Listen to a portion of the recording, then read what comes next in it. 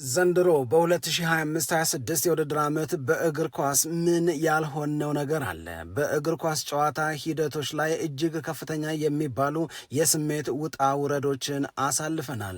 ደስታ፣ ሐዘን፣ ጭንቀት እንደዚሁም ደግሞ ከድል አድራጊነት በኋላ የታዩ ልዩ ፈንጠዝያዎችን አስተውለናል። እዚህ ሀገር ቤት ብቻ ሳይሆን በለንደን እንደዚሁም ደግሞ በተለያዩ የዓለማችን ክፍሎች እግር ኳስ ያለውን አቅም ያለውን ጉልበትና ዓለም አቀፍ ተቀባይነት በሚገባ የተረዳንበት ጎልቶ ሲወጣ ያየንበት ልዩ ክስተት ነበር ማለት እንችላለን። ዓለም እግር ኳስን ዋና ጉዳዩዋ ያደረገች ያህል በጣም በከፍተኛ ደረጃ የሚዲያውንም ሆነ የባለሙያዎችን ትኩረት ስቦ ነው ያለፈው 2025-26 እግር ኳስ ደስ ይላል። የሚያሳዝንበት እንደዚሁም ደግሞ እጅግ በጣም በከፍተኛ የደስታ ስሜት ውስጥ እንድንገባ የሚያደርግበት አጋጣሚ አለው። እንዲህ ያለ የስሜት መዘበራረቅ ውስጥ እንድናልፍ ስለሚያደርግ ነው እግር ኳስ ሁሌም ደንበኛው አድርጎ ይዞን የሚዘልቀው። ዛሬ ያየነው ነገር ነገ አይደገምም። ሁሌም በእንግዳ ስሜት፣ ሁሌም ሙሉ በሆነ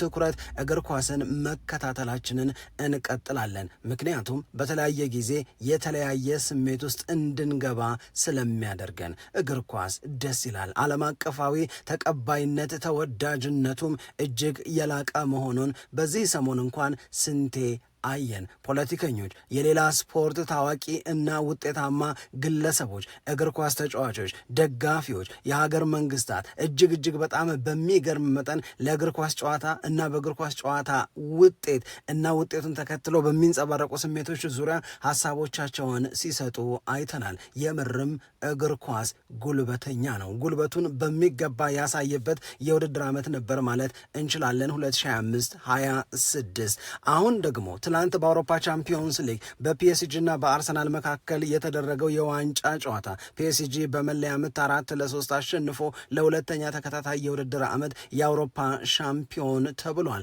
ይሄ ጨዋታ አንዴ ብቻ ተናግረን የምንተወው በጣም በቀላሉ ልናልፈው የምንችለው አይነት አልነበረምም፣ አይደለምም፣ አይሆንምም። አሁንም ከጨዋታው ጋር ተያይዘው በጣም በርካታ ልንነጋገርባቸው ልናነሳቸው የሚገቡ ሀሳቦች አሉ።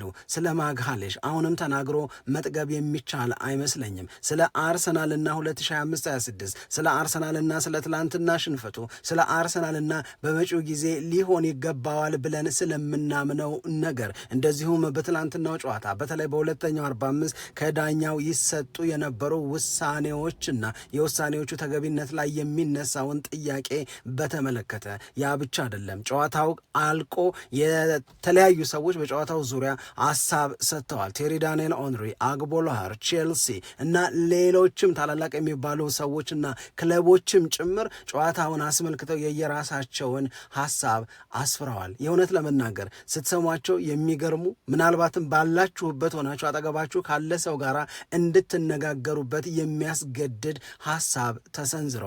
በእግር ኳስ ውስጥ ብሽሽቅ አለ። ትላንት አሸናፊ የነበረው ፒኤስጂ በሚቀጥለው ጊዜ ደግሞ ተሸናፊ ሆኖ በሻቂ ሊሆን ይችላል። አርሰናል ከሳምንት በፊት የፕሪሚየር ሊግ ሻምፒዮን ሆኖ በከፍተኛ የደስታና የኩራት ስሜት ውስጥ ነበር። ትላንት ተሸናፊ ሆኖ ደግሞ ያንን ለመቀበል ሲቸግረው እና ሲያቅተው አይተናል። እንዲህ ነው እግር ኳስ የሚያደርገው። አንዴ ደስታ ይሰጥሃል፣ ደግሞ መልሶ በተሸናፊ ቦታ እንድትቆም ያደርጋል። እየወደድን እግር ኳስን ገና ብዙ እንጓዛለን። የእውነት ለመናገር ፒኤስጂ ከአርሰናል ተጫውተዋል። እግር ኳስ ግን የበለጠ አሸናፊ ሆና ያየንበት የውድድር ዓመት ነበር ማለት እንችላለን 2025-26ን። በአጠቃላይ በእነዚህ ጉዳዮች ዙሪያ ያሉትን ወቅታዊ መረጃዎችና ሀሳቦች ወደ እናንተ እያደረስን የተወሰኑ ደቂቃዎችን አብረናችሁን ቆያለን። ሰላም ጤና ይስጥልን፣ እንደምናላችሁ የተከበራችሁና የተወደዳችሁ የሸገር ስፖርት ዊዝ አበበ ግደይ የዩቲዩብ ቻናል ቤተሰቦቻችን በያላችሁበት እጅግ አስደሳች ጊዜን እያሳለፋችሁ እንደሆነ ተስፋ እናደርጋለን። መልካሙን ሁሉ ለናንተ እንመኛለን። ታዲያ ይህንን ቻናል ሰብስክራይብ አድርጉ፣ የደውል ምልክቱን ተጫኑት፣ ሊንኩን ደግሞ ለሌሎች አጋሩና በተከታዮች ቁጥር እንድንበዛ የምንሰራቸው ፕሮግራሞችም ብዙ ሰዎች ጋር መድረስ እንዲችል ማገዛችሁን ቀጥሉ ነው የምንለው። ለድጋፋችሁ እጅግ በጣም አድርገን እናመሰግናለን። ቀደም ሲል ለማለት እንደሞከር ነው በእግር ኳስ ጨዋታ የታዩ የተንጸባረቁ የስሜት ውጣ ውረዶች በተለይ በ2025/26 በተለይ ለአርሰናል ደጋፊዎች በጣም ልዩ ነበረ ማለት እንችላለን። ምክንያቱም አርሰናል የውድድር ዓመቱን በፕሪሚየር ሊግ አሸናፊነት ለማጠናቀቅ በቃ ቀሎት ያደርገዋል ብለን ያልንበት ጊዜ ነበረ። በ9 ነጥብ ልዩነት ሲመራ ያንን የ9 ነጥብ ልዩነት 12 ያደርሰዋል። ማቴማቲካሊ ብዙ ጨዋታዎች እየቀሩ አርሰናል ሻምፒዮን መሆኑን ከ22 ዓመት በኋላ ያረጋግጣላል። እንደገና ደግሞ መልሶ አርሰናል በሚያዝያ ወር በሰራቸው ስህተቶች ባጋጠሙት ተከታታይ ደካማ ውጤቶች ከእጁ ሊወጣ ነው ተብሎ ደግሞ እንደገና የአርሰናል ደጋፊዎች ከፍተኛ ጭንቀት ውስጥ ከፍተኛ ውጥረት ውስጥ ገቡ። አሁን ደግሞ እንደገና ማንቸስተር ሲቲ በተለይ በኤቨርተን ከዛ በኋላ በበርንመዝ ተሸንፎ አርሰናል በሂሳብ ስሌት የውድድር ዓመቱን ዋንጫ ማንሳቱን ሲያረጋግጥ ፌሽታው ልዩ ነበር።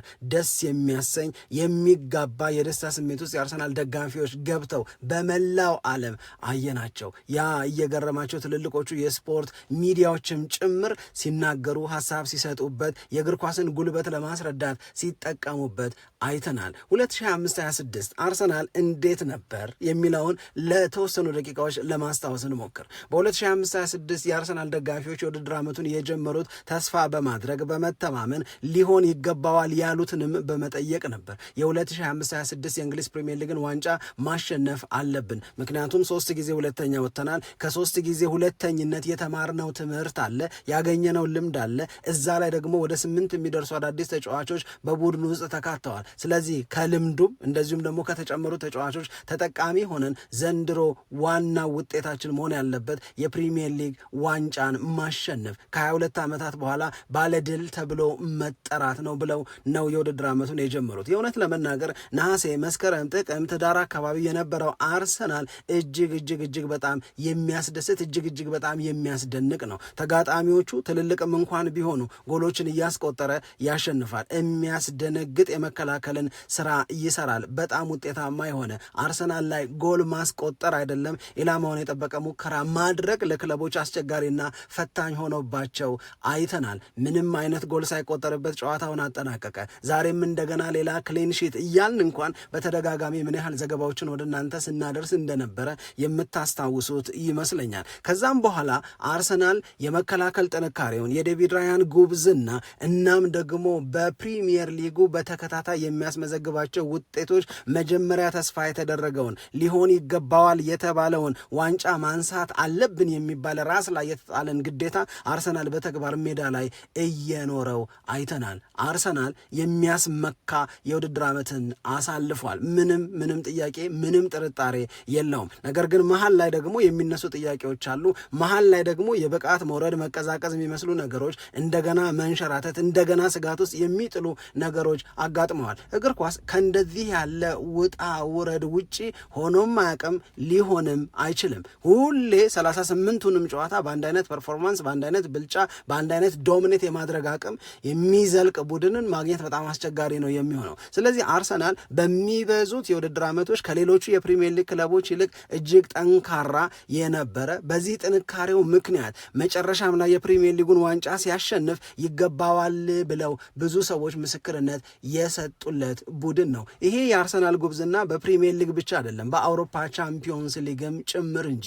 በአውሮፓ ቻምፒዮንስ ሊግ ላይ አርሰናል ያው የትናንትናውም ጨዋታ በመደበኛው 90 ደቂቃ እንደዚሁም በተጨመረው 30 ደቂቃ 1-1 ነው የተጠናቀቀው። አርሰናል በውድድር ዓመቱ በሁሉም የቻምፒዮንስ ሊግ ጨዋታዎች ምንም አይነት ሽንፈትን አላስተናገደም። ይሄ የአርሰናል የ2025/26 ከፕሪሚየር ሊጉ ባሻገር በአውሮፓ ቻምፒዮንስ ሊግም ላይ የነበረውን ጥንካሬ የነበረውን ውጤታማነት አድጎ መምጣት ተሻሽሎ መቅረብን በሚገባ ያሳየ አጋጣሚ ነው። አምና እኮ አርሰናል በአውሮፓ ቻምፒዮንስ ሊግ እስከ ግማሽ ፍጻሜ ነው መድረስ የቻለው። ዘንድሮ ግማሽ ፍጻሜውን አልፈው ተሻግረው የፍጻሜ ተፋላሚ ሆኑ። ይሄም ደግሞ ሲታይ ከ20 ዓመት በኋላ ለመጀመሪያ ጊዜ የተሳካ ነው። ስለዚህ ማደግ ማለት መለወጥ ማለት መሻሻል ማለት አምና ከቻልከው በላይ ዘንድሮ መቻል ማለት ነውና አርሰናል ይሄንን አድርጎ አሳይቷል። በካራባኦ ካፕ የፍጻሜ ተፋላሚ ነው። ስለዚህ በተሳተፈባቸው ውድድሮች ባስመዘገበው ውጤት ውጤታማ ሆኖ ለመቅረብ በወሰኑት የጨዋታ ምርጫ አርሰናሎች የተዋጣ የውድድር ዓመትን አሳልፈዋል። ለዚህ ነው በርዕሳችን ላይ ኢትስ ኦኬ ለማለት ነገሩን እንዳለ ለመቀበልና ስቲል ፕራውድ ለማድረግ የአርሰናል ደጋፊዎች ከበቂ በላይ ምክንያት አላቸው። በእርግጥ ለአርሰናል ደጋፊዎችም በእርግጥ ለአርሰናል ሰዎችም እኔ በግል የማቀርበው ጥያቄ አርሰናል ከብዙ ዓመታት መቸገር ከብዙ ዓመታት ማቃት በኋላ የፕሪሚየር ሊጉን ዋንጫ ለማሸነፍ ዘንድሮ በብርታት ያሳየው የመታገል አቅም እንዳለ ልንቀበለው የሚገባ ነው። ነገር ግን እኔ የአርሰናል መልክ መመለስ አለበት ብለው ሐሳብ ከሚሰጡ ሰዎች ተርታ ነኝ። አርሰናልን የሚወዱ ብዙዎቹ የአርሰናል ደጋፊዎች ወደ አርሰናል ደጋፊነት የተሳቡት በአርሰናል የተማረኩት እኔ የአርሰናል ነኝ ብለው በኩራት ከሚናገሩለት ነገር አንዱ በተደጋጋሚ ስለሚያሸንፍ አይደለም፣ በሚያሳየው የሜዳ ላይ እንቅስቃሴ ያማረ የሜዳ ላይ አጨዋወት እናም ደግሞ ሁልጊዜም ቢሆን አርሰናል ከአጨዋወቱ ከፍሎው ጋር በተያዘ የሚያገኘው ክብር ከፍ ያለ ነው። ይሄንን ክብር የሚያገኘው ኦልሬዲ በሚደግፉት ኦልሬዲ በሚወዱት የእግር ኳስ ወዳጆች ብቻ አይደለም። አርሰናልን የማይደግፉ ገለልተኛ ሆነው የሚያዩ ሰዎችም እንኳን አርሰናል ባጨዋወቱ ይማርካቸዋል። ያ በተወሰነ ደረጃ መመለስ መቻል አለበት። ይህንን ሐሳብ መስጠት ይህንን ሐሳብ ማንሳት የጀመርነው አሁን አይደለም። አሁን ሳይሆን ቀደም ብለንም አርሰናል ዘንድሮ በምንም አይነት መንገድ በመረጠው ይበልጥ ይሻለኛል፣ ይበልጥ ያዋጣኛል፣ ይበልጥ እችልበታለሁ ባለው መንገድ ሞስት ዲፌንሲቭ ሳይድ ነው እየተባለም ቢሆን ሴት ፒስ ያገባል እየተባለም ቢሆን ምንም አይነት አስተያየት እየተሰጠበት ዋንጫ ማንሳት ፕራዮሪቲው መሆን አለበት። ይህንን 100% እስማማለሁ፣ እቀበላለሁ። ነገር ግን እንደዚሁ እንዲቀጥል ትፈልጋለህ ወይ ብባል እኔ አልፈልግም። አርሰናል ያንን ውበቱን ለመመለስ አሁን ምክንያት አለው። ምክንያቱም ዋንጫ አሸንፎ አያውቅም የሚባለው አስተያየት ዋንጫ አሸንፎ እንዲቀየር አድርጓል። አሁን ደግሞ የሜዳ ላይ ነገሩን ደግሞ በተወሰነ ደረጃ ሊያጤነው ይገባል። ይሄ አስተያየት ለእኔ የበለጠ ልክ ሆኖ የተሰማኝ ትላንትና ባየሁት ጨዋታ ነው። ትላንት የአውሮፓ ቻምፒዮንስ ሊግን ዋንጫ በእኔ እምነት ፒኤስጂ ባየር ሚዩኒክን ሲገጥም፣ በተለይ ፓርክ ደ ፕራንስ ላይ ባየር ሚዩኒክን ሲገጥም፣ ፒኤስጂ ሊቨርፑል ጋር ሲጫወት በኳርተር ፋይናል እና በሌሎቹም ጨዋታዎች ከአምና ጀምሮ ዘንድሮም ያየነውን የፒኤስጂ ተጋጣሚዎቹን በቀላሉ ዶሚኔት ማድረግ በቀላሉ መብለጥ እና በጨዋታው ላይ ሀያል መሆኑን ማሳየት ትላንት አይተነዋል። ሙሉ በሙሉ ያንን ሁሉም ላይ ጉልበተኛ የሚሆነውን ፒኤስጂን አይተናል ብሎ ለመናገር እኔ አልችልም። አርሰናል የመረጠው አጨዋወት አርሰናል በዚህ መንገድ ድል አደርጋለሁ ብሎ ያሰበው ነገር ፒኤስጂ ከኳስ ቁጥጥር አንጻር የግብ ዕድል ከመፍጠር አንጻር የተሻለ ቢሆንም እውነት ለመናገር ዴቪድ ራያን የሚያስቸግሩ የሚፈትኑ አርሰናልን ቀጠቀጠው የሚያስብሉ ተደጋጋሚ የግብ ሙከራዎች ሲደረጉ አልነበረም ያመሹት። ሀቪቻ በሌሎቹ ጨዋታዎች ላይ የሚያደርገውን አይነት ሀያልነት ትላንትና አሳይቷል ወይ? ኦስማን ዴምቤሌ እንደዛ ነበረው፣ ዶዌ እንደዚህ ነበር። እነዚህ ያስፈራሉ ሲባሉ የነበሩት የፓሪስ ሰን ጀርማ የማጥቃት ክፍል ዋና አንቀሳቃሾች ዋና የግብ ዕድል ፈጣሪዎች እንደዚሁም ደግሞ ጎል አስቆጣሪዎች ትናንት እንደልባቸው ለምን አልሆኑም ስንል አርሰናል ዓመቱን ሙሉ ሲደነቅበት በነበረው በጣም ጠንካራው የመከላከል አቅሙ ያንን የፒኤስጂን እንቅስቃሴ መግታት ስለቻለ ከፒኤስጂ የማጥቃት አቅም ይልቅ የአርሰናል የመከላከል አቅም ጎልቶ ስለወጣ ነው። መከላከል ላይ ጎበዝ መሆን ደስ ይላል። ነገር ግን ደግሞ 6ኛ ደቂቃ ላይ ጎል አስቆጥረ ከዛ የቀሩትን 84 ደቂቃዎች የሚጨመሩትን ትተን እየተከላከልኩ ያችኑ የ1-0 ውጤት አስጠብቃለሁ የሚል አቋም ላይ የሚደርስ በዛ የሚተማመን አርሰናልን እያዩ መቀጠል እኔ በግል እያስደሰተን ይቀጥላል ብዬ አላምንም። መሆን ያለበት ነገር ምንድን ነው? ኢኒሼቲቭን መውሰድ መቻል አለበት። ኢኒሼቲቭን ወስዶ ተጨማሪ ጎል የሚፈልግ ኢኒሼቲቭን ወስዶ ተጨማሪ የግብ ዕድሎችን የሚፈጥር አርሰናል መፈጠር አለበት የሚል ነው የኔ አስተያየት። ዋንጫ እስኪያሸንፉ ድረስ ይሄንን ለመታገስና ለመቀበል ትክክል ነው፣ ምክንያት ነበረን። አሁን አርሰናል የፕሪሚየር ሊግ ሻምፒዮን ነው። ከ22 ዓመት በኋላ ችሎ አሳይቷል። ከዚህ በኋላ ግን ያንን የአርሰናልን ትሩ ከለር እንደገና ለመመለስ አርቴታ መስራት አለበት። ይሄ ከለር ሙሉ በሙሉ አልጠፋም፣ ግን ደግሞ በዚህ በአዲሱ በዘንድሮ የውድድር ዓመት ጎልቶ በወጣው መከላከል ላይ የበለጠ የሚተማመነው አርሰናል ተዋጠ እንጂ ዘንድሮ እኮ አልፎ አልፎም አይተናል። ለምሳሌ ሊድስ ዩናይትድ ጋር ሲጫወቱ በሲቲ 2-1 የተሸነፉበት የኢትሃድ ጨዋታ ላይ አርሰናል ስቲል ካፔብል እንደሆነ እንድናምን ያደርገናል። ግን አልመረጠውም፣ ግን አልፈለገውም። እኔ ይሄንን የበለጠ ወደ መፈለግ መምጣት መቻል አለበት። እንዳለፉት ጊዜያቶች አርሰናል የገለልተኞችንም ልብ ማሸነፍ መቻል አለበት የሚል እምነት እና የሚል አስተያየት አለኝ። ከዚህ ውጪ ይሄንን ጥያቄ ከማንሳት እንደዚህ ያለ አስተያየት ከመስጠት ውጪ ኢትስ ኦኬ ቱ ሉዝ ኤ ጌም፣ እውነት ለመናገር ኢትስ ኦኬ ኢቨን ቱ ሉዝ የቻምፒዮንስ ሊግ ፋይናል። ነገር ግን በዚህ መንገድ ባይሆን አንዳንዴ የመረጥከው መንገድ የበለጠ የሚያስቆጨው የበለጠ የቅሬታ የሚያስነሳው ባልሆነ የምትለው የመረጥከው አጫወት ለድል ሳያበቃ ሲቀር ነው። አርሰናል ትናንት ጨዋታውን አሸንፎ ቢሆን ኖሮ አሁን የምንባባለው ትንሽ ቆይተን ነው ከአዲሱ የውድድር ዓመት መጀመር ሰሞን ጋር አያይዘን ሊሆን ይችላል የምናነሳው።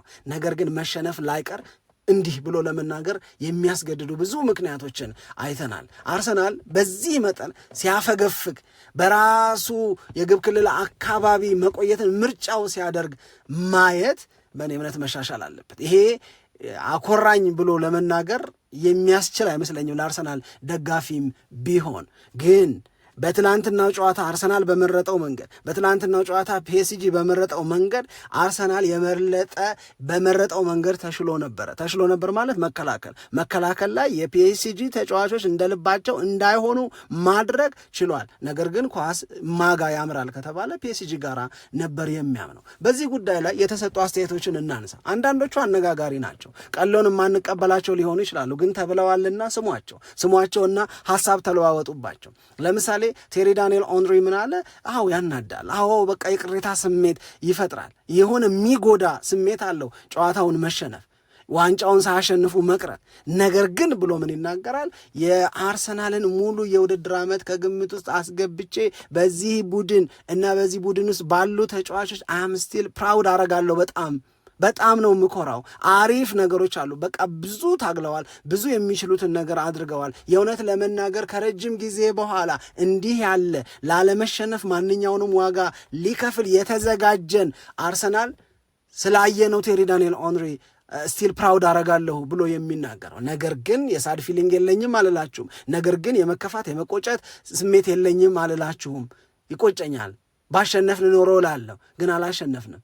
ግን ይሄ ለአርሰናል የዘንድሮ ቡድን የሚሰማኝን የኩራት ስሜት የክብር ስሜት አይቀንሰውም ይላል። እኔም እንደዚህ ነው የምረዳው። አርሰናል በእኔ እምነት አሁንም ቅድም ያልኩትን ነው የምደግመው፣ ማሻሻል መለወጥ የሚገባው ነገር አለ። አንዳንዴ የእውነት ለመናገር እኔ በሲቲ 2-1 በሆነ ውጤት የተሸነፈበት ጨዋታ ላይ አርሰናል ተሸንፏል፣ ትናንትናም ተሸንፏል። ሁለቱም ሽንፈት ነው። ይሄ በመለያ ምት ያ በጨዋታ ነው። ነገር ግን ያንን ፕራውድሊ የምትቀበለው አይነት ሽንፈት አለ። እንደዚህ አይነት ሲሆን ለመረጥከው ነገር ጉብዝና ክሬዲትና ዋጋ ክብር እሰጥና እንዲህ ቢሆን አይሻልም ወይ የሚል አስተያየት ግን አለ እና አርሰናል ያንን ከዚህ በፊት የሚታወቅበትን የሚወደድለትን ነገር ከአሸናፊነት ጋር ቀላቅሎ ይዞ ለመምጣት አርቴታ እና ረዳቶቹ ቢያስቡ በዛም ረገድ ቢዘጋጁ በጣም ጥሩ ነው የሚል ሐሳብ መስጠት ያስፈልጋል። ሌላው ባለ ሐሳብ የሆነው ሰው እንግዲህ ከዚህ በፊት ለአስቶን ቪላ ሲጫወት እናውቀዋለን። ከአስቶን ቪላ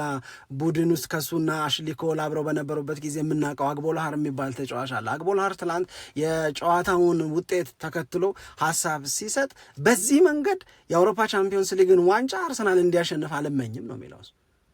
በዚህ መንገድ የአውሮፓ ቻምፒዮንስ ሊግን ዋንጫ ማሸነፍ ልክ አይደለም ብሎ እሱ ደግሞ ይወቅሳል። ሜዳ ላይ ያየውን የአርሰናልን ነገር አልወደደውም፣ አልተቀበለውም። ይልቁኑ ምንድን ነው የሚለው? ትላንትና ፒኤስጂ አይደለም ያሸነፈው፣ ትላንትና እግር ኳስ ነው ያሸነፈው። እግር ኳስ እንደ ፒኤስጂ አጥቅቶ ጎል አስቆጥሮ ለማሸነፍ ፍላጎት ባላቸው ቡድን በሚገኝ ውጤት ነው የበለጠ ፕሮሞት የምትደረገው ብሎ ነው አግቦልሃር የሚናገር። ስለዚህ አርሰናል በዚህ በመረጠው መንገድ ትላንት ባሳየን ነገር የቻምፒዮንስ ሊግ አሸናፊ እንዲሆን እንዲባል አልፈልግም አለ። ኖ ይሄ መሆን የለበትም አለ። አርሰናል ከዚህ በላይ መሆን ይችላል፣ አርሰናል ከዚህ በላይ መሆን ይገባዋል የሚል አስተያየትን ሰጥቶ አርቴታን እና አርሰናልን በመረጡት የጨዋታ መንገድ ዙሪያ ሐሳብ ሲሰጣቸው ነበር። ልትቀበሉትም ላትቀበሉትም ትችላላችሁ፣ ግን ቅድም እንዳልነው ተነጋገሩበት። ከዛ ውጪ እግር ኳስ ከመበሻሸቅ ውጪ ሊሆን አይችልም። ትናንት አብሻቂ ልትሆን ትችላለህ። ዛሬ ደግሞ በተመዘገበው ውጤት ሰዎች አንተን ሊያበሽቁ ሙከራ ያደርጋሉ፣ ጥረት ያደርጋሉ። ምን ቢናገሩ እንደሚጎዳህ፣ ምን ቢናገሩ ስሜትን እንደሚያሳዝን ያውቃሉ። ስለዚህ በደስታ ወቅት አንተ የምታንጸባርቃቸው ስሜቶች እንዳሉ ሁሉ በሽንፈት ወቅት ደግሞ ሰዎች የሚያንጸባርቁትን ስሜት ማኔጅ አድርጎ ኮንትሮልድ በሆነ ስሜት መቀበል ግድ ነው። ለምሳሌ ይሄ በግለሰብ ደረጃ አንዱ ክለብ ደጋፊ የሌላውን ክለብ ደጋፊ የሚያበሽቅበት ብቻ ሳይሆን እኔ አሁን ለምሳሌ የእውነት ለመናገር በቃ ስቲል ለማመን በጣም የሚቸግረኝ የቼልሲ ፍጥነት ነው።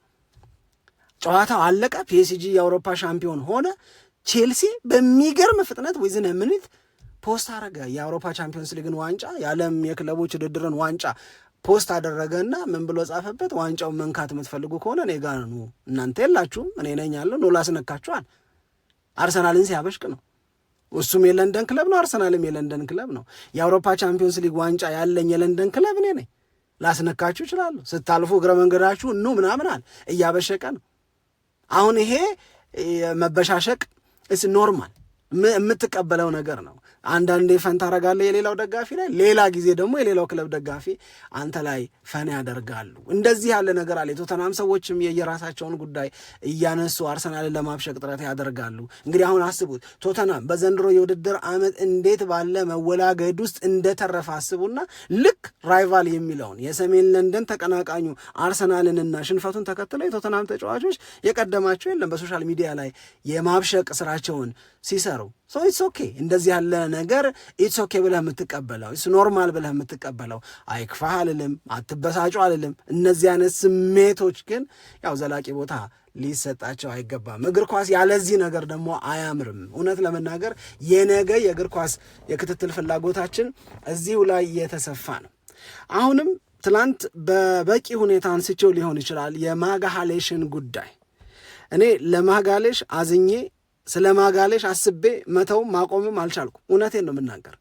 ለምን የተባለ እንደሆነ ይሄ ልጅ በዘንድሮ የውድድር ዓመት የአርሰናል የፕሪሚየር ሊግ አሸናፊነት፣ የአርሰናል የቻምፒዮንስ ሊግ የፍጻሜ ተፋላሚነት፣ በካራባኦ ካፕ ለፍጻሜ መድረስ ብቻ አርሰናል እና የአርሰናል ደጋፊዎች ዘንድሮ ለተሰማቸው የኩራት የክብር እና የደስታ ስሜት ዋና ዋና ከሚባሉ ምክንያቶች መካከል አንደኛው ጋብርኤል ማጋሌሽ ነው። እውነት ነው። ይሄ ሀቅ ነው። ይሄ ማጋሌሽ የሚባል ተጫዋች ለአርሰናል እንዲህ ባለ የክብር ስሜት መሞላት፣ እንዲህ ባለ የደስታ ስሜት ውስጥ 2025-26ን ማሳለፍ፣ ከ22 ዓመት በኋላ የፕሪሚየር ሊግ ሻምፒዮን መባል ያልከፈለው ዋጋ የለም፣ ያልከፈለው መስዋዕትነት የለም። ተዋድቋል፣ ተጋድሏል። ያለምንም ስስት ራሱን መስዋዕት ያደረገባቸውን በጣም ብዙ ምሳሌዎችን ልናነሳ እንችላለን። የመከላከል ስራውን ፍጹም በሚባል ወይም 100% ፐርፌክት በሚባል መንገድ ሲያከናውን ነበር ጋብርኤል ማጋሌሽ። ከዛ እንደገና ደግሞ ወደ 9 የጎል ድርሻ አለ። ከዛ እንደገና ደግሞ ኒውካስል ዩናይትድን ሲያሸንፉ በዛች ደቂቃ ውስጥ ያገባቸውን ጎሎችን መርሳት የለብን። ጋብርኤል ማጋሌሽ እስከ ትናንት ድረስ በአርሰናል ደጋፊዎች ላይ ለታየው የሳቅ ስሜት፣ የፈገግታ ስሜት፣ የድልና የኩራት ስሜት ዋና ምክንያት ነው። እኔ አንዳንዴ የእውነት ለመናገር የአርሰናል ደጋፊ ለሆናችሁ ሰዎች ዴክላን ራይስን ስሙት ብዬ መምከር እወዳለሁ። ዴክላን ራይስ ያለው ምንድን ነው? በፕሪሚየር ሊግ ሻምፒዮን ስንሆን ተደስታችሁ ከሆነ በፕሪሚየር ሊግ ዋንጫ ለማንሳታችን ዋናው ምክንያት ማጋሌሽ ነዋል። እኔ ማጋሌሽን በምን ቃል ልግለጸዋል? ማጋሌሽን ልገልጽ የሚችልበት ቃል የለኝም። ከዚህ በፊትም ተጠይቄ ብየዋለሁ። ከዛም በኋላ እንደገና ደጋግሜ ብየዋለሁ። በቃ እኔ ከቃል በላይ ነው ማጋሌሽ ለአርሰናል ማለት። ለዘንድሮ የውድድር ዓመት ስኬታችን ማጋሌሽ የአንበሳው ድርሻ ከተወጡ የአንበሳውን ድርሻ ከተጫወቱ መካከል የሚጠቀስ ነው አለ። ይሄ ልጅ ለአርሰናል ድል ማድረግ ምክንያት ተብሎ ሊጠራ ሲገባው እውነት ለመናገር በቃ ዘመኑን ሙሉ በእግር ኳስ በጣም የማትረሳው መጥፎ አጋጣሚ ቢባልችን የትላንትናዋን የመለያ ምት የሳተባትን አጋጣሚ ሊያነሳ ይችላል። አርሰናል በ2025-26 የአውሮፓ ሻምፒዮን ላለመሆኑ ራሱን ምክንያት እያደረገ ሲወቅስ ማየት፣ ሲወቅስ ማሰብ እውነት ለመናገር ያሳዝናል። ይሄንን ኢትስ ሃርድ ለእኔ ለመቀበል። ጀግና አንገት ሲያቀረቅር ማየት እንደማለት ነው እና ማጋሌሽ እያለፈበት ያለው ስሜት ለእኔ አይገባውም። ግን በቃ ኢትስ ኦኬ ብሎ መውሰድ ነው። ኢትስ ኦኬ ብሎ ወደፊት መጓዝ ነው። ለነገ እንደገና መዘጋጀት ነው። አሁንም ዴክላን ራይስን ስሙት የምልበት ዋነኛው ምክንያት በእንግሊዝ ፕሪሚየር ሊግ ላይ ዋንጫ ከማንሳታችን በፊት ፕሮሰሱ ሁለተኝነትን እንድንደጋግመው አድርጎናል። በአውሮፓ ቻምፒዮንስ ሊግ ሩብ ፍጻሜ ላይ መመለስ ልምድ ነበረ። ከዛ ግማሽ ፍጻሜ፣ ከዛ ፍጻሜ፣ ከዛ ከነዚህ ሁሉ ልምዶች ደግሞ ተምረን እንደገና ዋንጫ የምናነሳ ሆነን መመለስ መምጣት ይኖርብናል። ይህንን ደግሞ እናደርገዋለን የሚል አስተያየትን ሰጥቷል። ማጋሌሽን አነሳን። ከዛ ደግሞ የፒኤስጂውን አምበል ማርኪኒዮስን ደግሞ አለማንሳት አይቻልም። ያ ሞመንት ማጋሌሽ የመለያ ምቱን ስቶ ፒኤስጂ ማሸነፉን አረጋግጦ በ36 ዓመት ውስጥ ከሪያል ማድሪድ ቀጥሎ የአውሮፓ ቻምፒዮንስ ሊግን በተከታታይ በማሸነፍ የልዩ ታሪክ ባለቤት ተሆኖ የፒኤስጂ ተጫዋቾች ወደ ደጋፊዎቻቸው ሮጠው ደስታቸውን ለመግለጽ ሲተቃቀፉ፣ ሲጮሁ፣ ሲዘሉ፣ ማርኪኒዮስ ግን ማጋሌሽ ጋር ነው ሄደው በፍቅር አቀፈው፣ አበረታው፣ አንገቱ ስር ውሽቅ አድርጎ በራሳቸው በሀገራቸው ቋንቋ መንገር የሚገባውን ነገር በሙሉ ነገረው። ቀና ብሎ መቆየት እንዳለበት፣ ቀና ብሎ ለመቆየት የሚያበቃ ብዙ ነገር እንዳለው ነገረው፣ አስረዳው፣ አበረታው። ደስታውን ትቶ ነው ከማጋሌሽ ጎን የቆመው። የእውነት አንዳንዴ ምን ያህል ሰው አለን የራሱን ደስታ ጋብ አድርጎ የእኛን የአንገት ስብራት ቀና ለማድረግ የሚለፋ የሚያስብል ነው። ይሄንን ዓለም እየተነጋገረበት በማድነቅም እያነሳው ነው ያለው። በነገራችን ላይ አርሰናሉ አምበል ኦዲጋርድም ለማርኪኒዮስ በተለየ መንገድ ክብሩን ገልጸዋል። ደግሞ ሌላ የሉዊስ ኤንሪኬ አስተያየት ቅድም ለአርሰናል እመኘዋለሁ ያልኳችሁ ነገር ያለበት ነው። ሉዊስ ኤንሪኬ ምንድን ነው የሚለው? ጨዋታው እኛ አሸንፈናል፣ ይገባናል ማሸነፍ፣ በማሸነፋችን በጣም ደስተኛ ነን። አምና ለመጀመሪያ ጊዜ ስናሸንፈው ከነበረን ስሜት ይልቅ የዛሬው የበለጠ አስደስቶኛል፣ የበለጠ ልዩ ነው ምናምን ብሎ ከተናገረ በኋላ እኔ ፒኤስጂ ሲጫወት የፒኤስጂ ደጋፊዎች በመደሰታቸው ብቻ አይደለም የምደሰተው፣ የፒኤስጂ ያልሆኑ ገለልተኛ የሆኑ እኛን ለመግጠም ለማሸነፍ ሜዳ ደጋፊ ሆነው የተቃራኒው ቡድን ደጋፊ ሆነው የመጡ ሰዎች በፒኤስጂ ጨዋታ ተደስተው ሲሄዱ ማየት ለእኔ ድል ማለት እሱ ነው። ፒኤስጂ ደስ ይላል ብለው ከሄዱ ለእኔ ድል ማለት እሱ ነው አለ።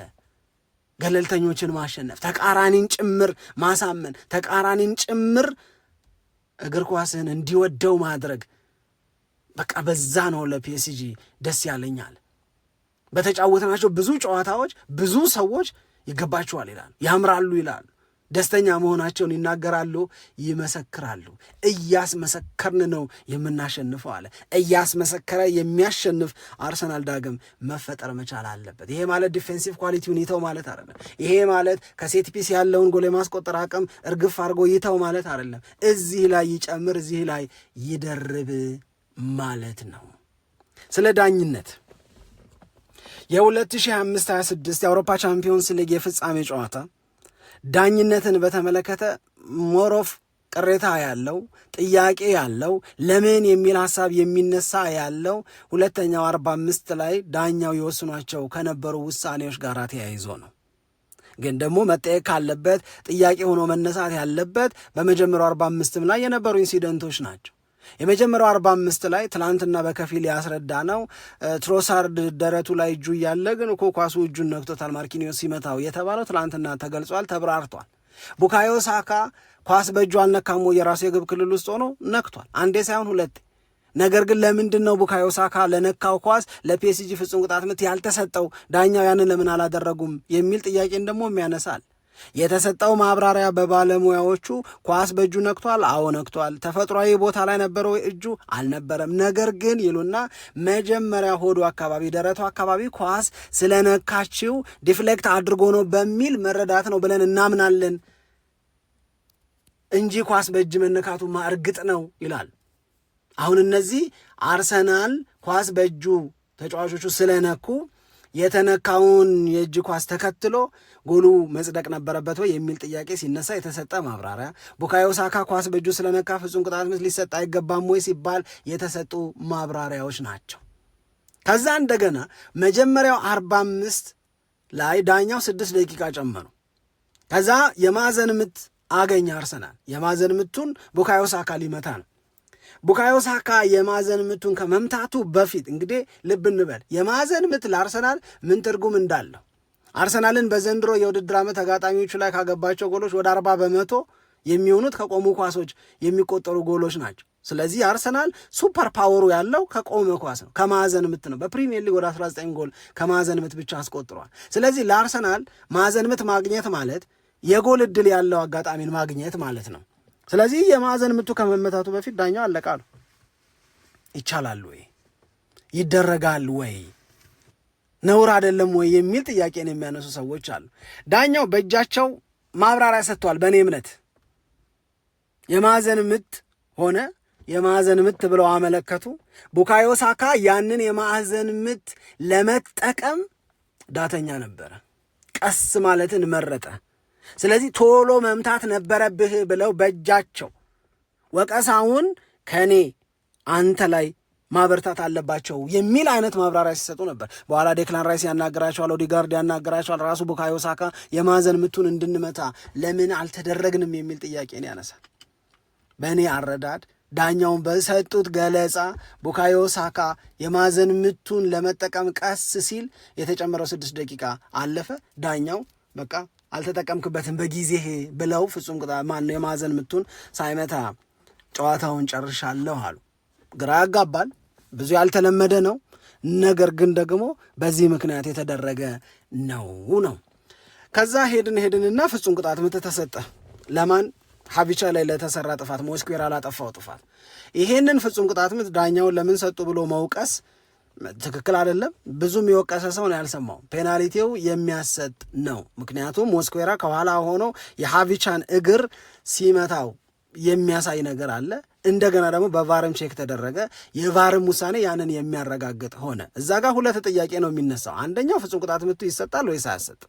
ሁለተኛው ደግሞ ፍጹም ቅጣት ምቱ እንዲሰጥ ምክንያት የሆነው ሞስኩዌራ ቀደም ብሎ ቢጫ ካርድ ስላየ ሌላ ቢጫ ካርድ ሊሰጠው ይገባል ወይስ አይገባም ነው። የፒኤስጂም ተጫዋቾች የአርሰናልም ተጫዋቾች ዳኛው አጠገብ ሆነው ይናገሩ ነበር፣ ሀሳባቸውን ይገልጹ ነበር። የፒኤስጂ ተጫዋቾች ምን ለሞስኩዌራ ሁለተኛ ቢጫ ካርድ ሰጠ፣ በቀይ ካርድ አስወጣልን ነው። የአርሰናል ተጫዋቾች ደግሞ የሚሉት ይሄ ፍጹም ቅጣት ምት ሊያስቀጣን የሚገባ አይደለም ነው። ስለዚህ ቫር ገባ፣ ፍጹም ቅጣት ምት ነው አለ። ለሞስኩዌራ ግን ሁለተኛ ቢጫ ካርድ አልሰጠም። እዚህ ጋር እኔ ዳኛው የወሰኑት ውሳኔ ትክክል ነው ነው የምልህ። የአርሰናልን የማዕዘን ምት በተመለከተ የወሰኑትን ውሳኔ መታገስ ይችሉ ነበረ። ግን ለምን በዛ መንገድ ቆራጥ መሆን እንደፈለጉ አላቅም። በዘገየህ ነው፣ ታይም ዌስቲንግ መሆኑ ነው። ስለዚህ በዛ ምክንያት እድልህን አሳጥቼሃለሁ አይነት ነገር ነው። ኢትስ ዊርድ፣ እውነት ለመናገር ከባድ ነው ይህንን አይነት ውሳኔ ገትድ ሆኖ መወሰን። ከዛ ሁለተኛው 45 ላይ ከፍጹም ቅጣት ምቱ ውሳኔ ውጪ እነዚህ 50-50 የሆኑ አጋጣሚዎች ላይ ዳኛው ኤቢት ሃርሽ ሲሆኑ እኔ ፊል አድርጌዋለሁ። ኤቢት ሃርሽ ሲሆኑ ግን አርሰናል ላይ ነው የሚኖሩ ንክኪዎችን ተከትሎ ቅጣት ምት የሚሰጡበት አጋጣሚ ተደጋገመ። በእነዚህ አጋጣሚዎች በሙሉ የአርሰናል ተጫዋቾች ዳኛውን እና የዳኛውን ውሳኔ የሚቃወሙ ጀስቸሮችን የሚቃወሙ ፊቶችን እንደዚሁም ደግሞ የእጅ ማወናጨፎችን ምናምን እናይ ነበር፣ ለመቀበል ሲከብዳቸው ማለት ነው። ዳኛው ግን ኮንቲኒየስሊ ሃርሽ ሆነዋል። ይሄ እንግዲህ በአርሰናል ላይ ያሳደረው ተጽዕኖ የለም ማለት የሚቻል አይመስለኝም። ግን ቀጥሎ የኖኒ ማድዌኬ ኢንሲደንት መጣ። የኖኒ ማድዌኬ ኢንሲደንት ሲመጣ ዳኛው 100% እርግጠኛ ሆኖ ነው የወሰኑት ፍጹም ቅጣት ምት አያሰጥም የሚል። እነ ዴክላን ራይስ ደግሞ ይህንን የፍጹም ቅጣት ምት ውሳኔ ልትሰጠን ይገባል የሚል ጠንካራ አቋም የያዙት በከፍተኛ መጠን። ለዛ ነው ዳኛው ምንም የሚያሰጥ ነገር የለም ጨዋታውን ቀጥል ሲል ማጋሃሌሽ እጁን ያነሳል። ጨዋታው ቆሞ በቫር እንዲታይላቸው የመፈለግ ጥያቄ ነበራቸው። ጨዋታው በሆነ አጋጣሚ ኳሷ ስትወጣ ዴክላን ራይስ ስቲል ክሌም ያደረግ ነበረ። አበዛኸው ነው እንግዲህ ቢጫ ካርዱ፣ መስመር አልፈህ ሄድክ ነው ቢጫ ካርዱ።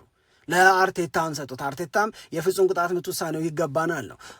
ሜዳ ላይ ያሳየው ሪያክሽንና ዴክላን ራይስ በኋላ ጨዋታው ካለቀ በኋላ በፕሬስ ኮንፈረንስ ሩም ውስጥ ከጋዜጠኞች ጋር በነበረ ጊዜ የተናገረው ነገር ፕሬስ ኮንፈረንሱ ላይ ትንሽ መለሳለስ ያሳየ ይመስለኛል። ምክንያቱም ምን አለ፣ ቆይ በድጋሚ ማየት ይኖርብኛል። ሜዳ ውስጥ ሆኜ ሳይ ሪጎሬ ነበር የመሰለኝ፣ ግን እስቲ መለስ ብዬ ማየት ይኖርብኛል የተረጋገጠውን አስተያየቴን ለመስጠት አለ።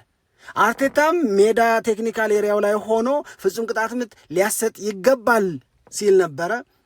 ፍጹም ቅጣት ምት መሆን የሚችል ነው አለ ከጨዋታው በኋላ መግለጫ ሲሰጥ።